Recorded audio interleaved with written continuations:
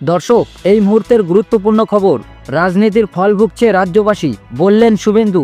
বাজেটের পর তৃণমূলকে দিলেন একের পর এক পরামর্শ।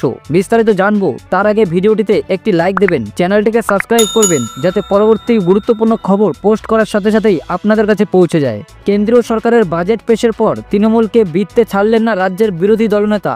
তিনি বললেন, তৃণমূলকে বলবো আয়ুষ্মান ভারতটাকে আগে চালু করুন। তৃণমূলকে বলবো চালু করুন প্রধানমন্ত্রী ফসল বীমা যোজনাকে। প্রধানমন্ত্রী আবাস যোজনাতে পরিষ্কার পরিচ্ছন্ন তালিকা পাঠান কেন্দ্রে। পশ্চিমবঙ্গে 81 লক্ষ প্রান্তিক কৃষক, অথচ পিএম কিষানের নাম পাঠিয়েছেন 50 লক্ষ। কেন্দ্রীয় বাজেটে কেন বঞ্চিত বাংলা? সুকান্ত মজুমদার সে কথা স্পষ্ট করেছিলেন। সেই পথে হাঁটলেন এবার রাজ্যের বিরোধী দলনেতা শুভেন্দু অধিকারী। শনিবার সন্ধ্যায় তমলুকে সাংবাদিকদের মুখোমুখি হয়ে শুভেন্দু অধিকারী তৃণমূলকে নিশানা করে বলেন, উন্নয়ন নিয়ে রাজনীতিটা কম করুন, রাজনীতিটা আপনারা করেন, পশ্চিমবঙ্গের লোক তার ফল ভোগ করছে। শুভেন্দু বাবু আরও সুর চড়িয়ে তৃণমূলকে পরামর্শ দিয়ে বলেন, অন্য রাজ্যগুলোকে দেখে শিখুন। ওমর আবদুল্লাহর প্রসঙ্গ তুলে বলেন, যিনি ভারতীয় জনতা পার্টির বিরুদ্ধে তাকে দেখে শিখুন। তিনি বয়সে অনেক ছোট মমতা বন্দ্যোপাধ্যায়ের থেকে, দেখে শিখুন। ঝাড়খণ্ডের হেমন্ত সোরেন ভোটে এত ফাটাফাটি করেছে, শপথ গ্রহণে মোদিজি, অমিত শাহজি, রাজনাথ সিংজি, নীতিন গডকরির বাড়ি গিয়ে আমন্ত্রণ জানিয়ে এসেছেন। তিনি পরামর্শ দিয়ে বলেন, ফেডারেল স্ট্রাকচার মেনে কেন্দ্র রাজ্যের সম্পর্ক বজায় রাখুন। অন্য রাজনৈতিক নেতৃত্বে প্রসঙ্গেই থেমে থাকেনি শুভেন্দু। তিনি বলেন, তৃণমূলকে বলবো আগে আয়ুষ্মান ভারতটাকে চালু করুন প্রধানমন্ত্রী ফসল বীমা যোজনাকে। পরামর্শ দিয়ে বলেন, প্রধানমন্ত্রী আবাস যোজনাতে পরিষ্কার তালিকা কেন্দ্রে পাঠান। পশ্চিমবঙ্গে 81 লক্ষ প্রান্তিক কৃষক, যার মধ্যে পিএম কিষানে 50 লক্ষের নাম পাঠিয়েছেন, তারা পাচ্ছেন বছরে 6000 টাকা করে। তিনি প্রশ্ন করলেন, আরও 31 লক্ষ কৃষকের নাম কেন পাঠাননি?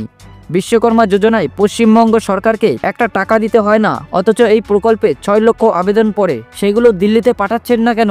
আদিবাসী এলাকায় কেন্দ্রীয় সরকার জমি চেয়েছে 3টে একলব্য বিদ্যালয় তৈরি করার জন্য।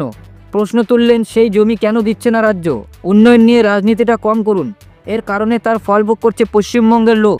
রাজ্যে বিজেপি ক্ষমতায় এলে কি হবে তা জানিয়ে বললেন, এখানে সবচেয়ে বড় দাবি প্রতি বাড়িতে চাকরি চাই। গুজরাটের মতো শিল্প ও কর্মসংস্থান হোক, পশ্চিমবঙ্গের মানুষরা তাই চায়। সে কাজ করতে হলে এখানে ডবল ইঞ্জিন চাই। ইতিমধ্যেই আরও একটি গুরুত্বপূর্ণ খবর বেরিয়ে এসেছে। পাকিস্তানে হত 23 জঙ্গি। সেনাপ্রধানের সফরের মধ্যেই বাহিনীর সঙ্গে গুলির লড়াই বালুচিস্তানে। পাক সেনাপ্রধান জেনারেল সৈয়দ আসিম মুনিরের সফরের মধ্যেই বালুচিস্তানের সেনার সঙ্গে গুলির লড়াইয়ে নিহত হয়েছে 20 জনেরও বেশি জঙ্গি। অন্তত তেমনই দাবি করা হয়েছে পাকিস্তানের সংবাদ মাধ্যমগুলিতে। গত 24 ঘন্টায় দুপক্ষের মধ্যে গুলির লড়াইয়ে 23 জঙ্গির মৃত্যু হয়েছে। নিহত হয়েছে নিরাপত্তা বাহিনীর 18 সদস্যের। গত 1 মাস ধরে খাইবার পাখতুনখোয়া এবং বালুচিস্তানের জঙ্গি দমন অভিযান চালাচ্ছে পাক সেনা। শনিবার আফগানিস্তানের সীমান্ত লাগোয়া জেলা বালুচিস্তানের কালাটে মূল রাস্তা বন্ধ করে দিয়েছিল জঙ্গিরা। খবর পেয়ে পাক সেনা সেখানে অভিযানে যায়। তখনই শুরু হয় দুপক্ষের গুলির লড়াই। শুক্রবার রাত থেকে শুরু হয় সংঘর্ষ। শনিবারও সেই লড়াই জারি থাকে। এক বিবৃতিতে পাক সেনা জানিয়েছে, রাতভর গুলির লড়াইয়ে 23 জঙ্গি নিহত হয়েছে, মৃত্যু হয়েছে 18 জন সেনারও।